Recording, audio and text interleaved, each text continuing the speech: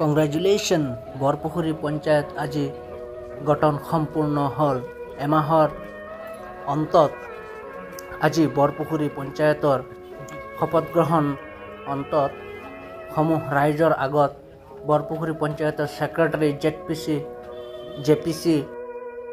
GRS উপস্থিত থাকি আৰু গাঁও পঞ্চায়তৰ মুৰব্বী লগত উপস্থিত থাকি আৰু 8জনীয়া সদস্য ভোটিঙৰ পিছত সম্পূৰ্ণ হ'ল। নমিতা বিশ্বাসক সকলোৱে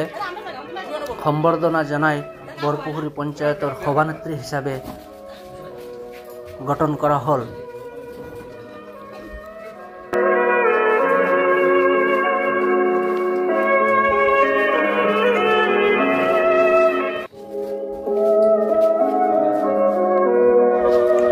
যেতিয়া সম্বৰ্ধনা অনুষ্ঠান শেষ হোৱাৰ পিছত আমি সকলোৱে মিলি শ্বাইন হোটেলত আমি সকলোৱে পাৰ্টি উপভোগ কৰিছোঁ আৰু য'ত উপস্থিত আছে নিতাই দা, বাকিৰ হুছেইন, উপসভাপতি, সভাপতি আৰু লগতে আছে আমাৰ মুৰব্বীসকল নুৰ হুছেইন ডাঙৰীয়া, এছাদ মামু, হেলিম, জনুবাই, আমাৰ বিশিষ্ট মুৰব্বী জ্ঞানেন্দ্ৰ দা, এডভোকেট জ্ঞানেন্দ্ৰ দা, কামাল হুছেইন আৰু আমাৰ গাঁৱৰে মুৰব্বী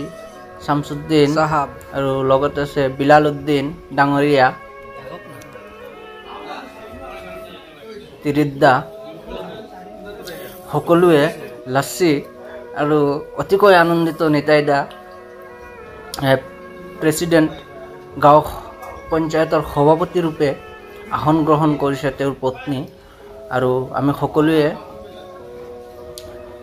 এক প্ৰকাৰৰ ছাপোৰ্ট কৰিছোঁ যাতে আমাৰ পঞ্চায়তখন ভালকৈ কাম কৰি পঞ্চায়তখন আগুৱাই লৈ যায়।